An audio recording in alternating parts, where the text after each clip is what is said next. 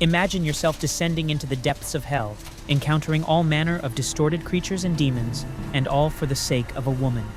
In this video, you will understand the story of Dante's Inferno, an extremely underrated game with immense potential and a great story. It follows Dante, a Templar knight from the Crusades, guided by the spirit of the poet Virgil. A lady called. I prayed for her to command me. As he fights through the 9 circles of hell to rescue his beloved wife Beatrice from the clutches of Lucifer. Get ready to embark on an epic journey of love, sacrifice, and redemption, where you literally descend through the 9 layers of hell and face Lucifer himself in person. I am so sick of you. All of this with totally addictive and fun gameplay, not to mention the game's art, which is a masterpiece. However, somehow, the game failed, which is very strange, since it is an extremely unique game. What happened to Dante's Inferno? Why is it so underrated? Why is it a direct comparison to God of War? Why all the controversy surrounding the game, such as cakes shaped like human limbs, commercials, and even religious protests against the game's release? And most importantly, the forgetting of Dante's Inferno.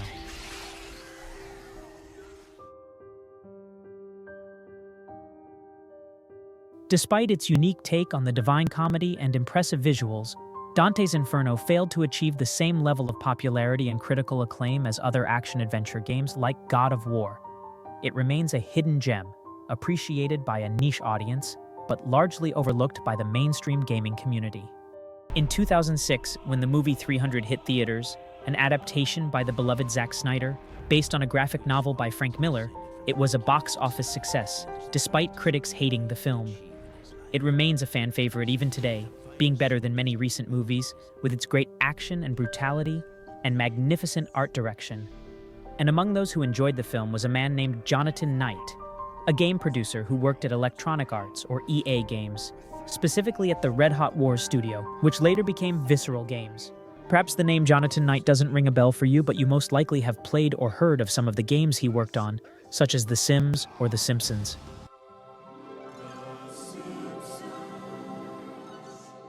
When Knight watched the movie 300, he was inspired to create a game with a similar mature vibe, something quite different from The Simpsons, and more akin to 300. This was the first spark that would eventually ignite the flames of Dante's Inferno.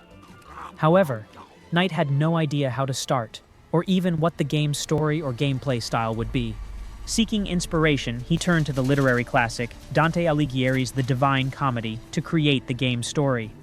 Published in the 14th century, the work features the author himself, Dante, as the main character who descends into hell and travels through the 9 circles of the Inferno, encountering demonic creatures, famous figures, and sinful souls being tortured in the most horrific ways imaginable. John saw that this would be the perfect setting for the game, since it takes place in hell, which is already a full plate in itself. However, the gameplay style was still missing. The initial gameplay style John had in mind was quite different from what we know today. He envisioned an interactive comic book-like game, with a focus on cutscenes and animations, and gameplay limited to decision-making moments, like quick-time events. But EA Games wasn't too fond of this idea, doubting that the game would be successful or generate enough sales. While John's idea might have worked today, at the time, it wasn't as appealing. EA Games wanted something more hype to base the game on, and what was more hype at the time than God of War? My vengeance ends now.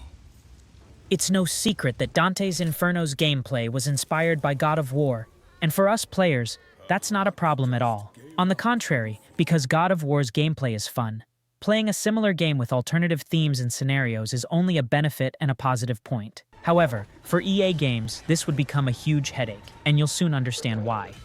Despite blatantly copying God of War's gameplay, we can't take away from Dante's Inferno's merits because, like it or not, it's a unique game. The gameplay is truly worthy of God of War. The combat, magic, and weapons are extremely fluid, and on top of that, the game also brings totally original mechanics, such as the judgment system. You can choose how you want to finish off your enemies, absolve them of their sins, or exterminate them because of them. And depending on how you finished off your enemies, you earned holy or unholy points. You need holy points to upgrade your scythe named Beatrice, which is actually your long-range weapon. You could also earn extra points by judging some important figures in hell, ranging from real historical figures to mythological ones like Orpheus or the Queen of Babylon, Semiramis. You can judge them however you see fit, either by splitting them in half with your scythe or absolving them with the cross. The art in this game is spectacular, and truly, I don't think I've ever seen such an empty and beautiful art direction as the painting of Lucifer, the fallen angel. At the time, the studio enlisted the help of a man named Wayne to create the game's art, and this guy is known for his unique and absurdly bizarre artworks. He also worked on some films like Harry Potter, Hellboy, and Ring of Fire. Wayne's specialties are paintings of aliens and hell, so he was more than willing to create the game's art. However, not all of the art, symbols, and creatures that Wayne created were used in the game. They were too bizarre. But they still used some cool visuals like King Minos or Cerberus. Dante's Inferno already had a well-planned story, beautiful art direction, and fun gameplay. So things were going very well in its development. And with the game close to its release, it was time for the marketing department to step in and start promoting the game, and that's when the problems began. When Dante's Inferno was announced in late 2008, people were a bit confused about what kind of game it would be because the Divine Comedy, the work that Dante's Inferno was inspired by, doesn't have the characteristics of a video game, let alone an action game. The work is actually a metaphysical story about finding the true path to faith and salvation. And in the Divine Comedy, Dante Alighieri doesn't use a scythe that he took from death itself to split demons in half. In reality, in the book, he basically just walks through hell chatting with people. So people saw that the game would be a hack-and-slash game completely focused on action, and they found it a bit funny because it was obvious that EA Games had chosen the work simply because it took place in hell, not for its message. But things started to get worse with the game's advertising campaigns, which went a bit over the limit, with cakes shaped like human limbs, fake protests, and bizarre and diabolical toys for children. In February 2010, Dante's Inferno was finally released for Xbox 360 and PlayStation 3, and as expected, the game wasn't very faithful to the work it was inspired by. In the Divine Comedy, the main character is the author himself, Dante Alighieri, who somehow ends up in hell in a way that isn't very clear, but in the video game the story is a bit different. In the game, the main character is a knight named Dante, who is a veteran of the Crusades. After returning home from the war, he finds his beloved Beatrice murdered and her soul taken by Lucifer. Dante embarks on a quest to save Beatrice's soul from the depths of hell, guided by the poet Virgil.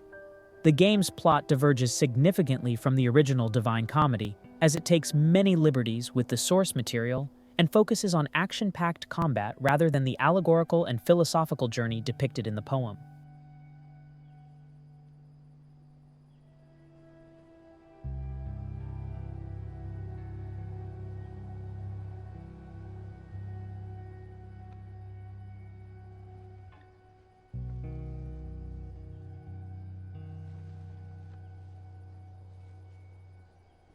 At the beginning of the story, we are introduced to Dante, a Templar knight sitting near a bonfire in a dense forest. Dante is stitching a sort of cross onto his chest, and on this cross, all of Dante's sins are drawn, as if it were a kind of memory. In one of these memories, a battle of Dante's is shown, where after emerging from a great battle, Dante is stabbed in the back. He slowly starts to die until death appears before him. Death, at this moment, cites Dante's sins and tells him that he will join those he has killed. Dante refuses to surrender, confronts death, and defeats it, taking its scythe and naming it Beatrice. After 3 years in the Crusades, Dante finally returns to his home in Florence, but upon arriving home, he discovers a tragedy. His father is found dead with a cross stabbed into his right eye.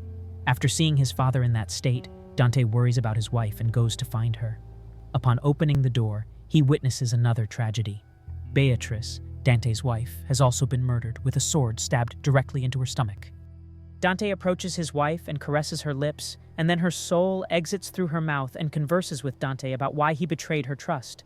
As they converse, a dark and shadowy cloud approaches from behind Dante and takes Beatrice away. Dante chases after the shadow and arrives at a church where he finds Beatrice's tormented spirit. She asks Dante why he betrayed her. Dante remembers that he had promised Beatrice he would remain faithful to her throughout his time in the Crusades. Beatrice believes Dante, so he takes her cross and suddenly, the church breaks apart and the ground opens up. Dante, however, is not intimidated by this. Instead, he embraces the descent into hell to follow Beatrice, beginning his torment. The Divine Comedy is a masterpiece of literature written by Dante Alighieri. This epic and poetic work is divided into 3 parts: Inferno, Purgatorio, and Paradiso. The narrative begins with Dante lost in a dark forest, symbolizing sin and spiritual confusion. He is guided by Virgil, a Roman poet, through the 9 circles of hell, where he encounters historical and mythological figures punished for their sins according to divine laws. Here, Dante witnesses the horrors and sins of divine justice. After his journey through hell, Purgatory is represented by a mountain that leads to spiritual purity and redemption. Here, souls undergo temporary punishments to cleanse themselves of their sins in order to reach paradise. Finally, Dante enters heaven, guided first by Beatrice and then by Saint Bernard, witnessing the holy light to enter the realm of God. Heaven is composed of 9 celestial spheres, each representing an aspect of divine virtue. The Divine Comedy is not only a literary work, but also an exploration of ethics, morality, and theology. It delves into the nature of sin, punishment, redemption, and the path to divine grace, ultimately leading to a deeper understanding of the human condition and spiritual growth. The Divine Comedy is a deeply symbolic work that explores themes such as sin, redemption, morality, politics, and theology. It reflects Dante's worldview, and its complex structure, rich in symbolism, makes it one of the most influential and important works in world literature. Personally, I love the story of Dante's Inferno and the entire game, but when it was released, it didn't sell as much as EA Games had hoped, especially after all the marketing efforts put into its launch. Dante's Inferno sold around 500,000 copies on Xbox and PlayStation combined, which isn't too bad. However, in the following month, the game didn't even sell half of that. But do you know which game sold much more that month? God of War 3, with over 1 million copies sold in its launch month, completely overshadowing Dante's Inferno and leaving it largely forgotten.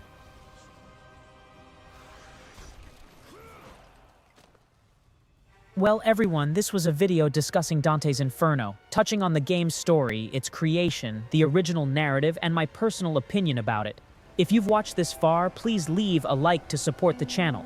Subscribe, like, and share it with friends who enjoy the game, and remember, we'll see each other in the next video.